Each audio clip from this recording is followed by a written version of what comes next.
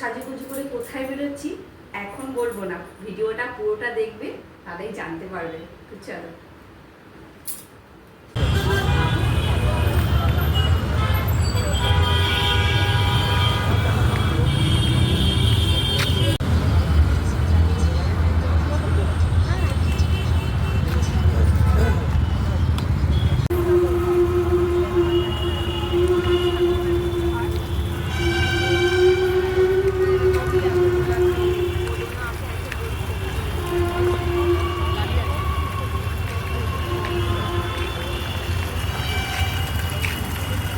সেখানে একটু বসে পড়ি।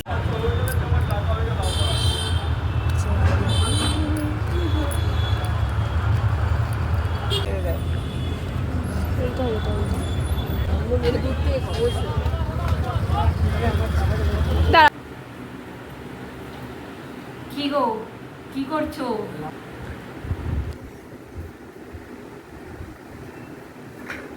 কেন, কি হয়েছে?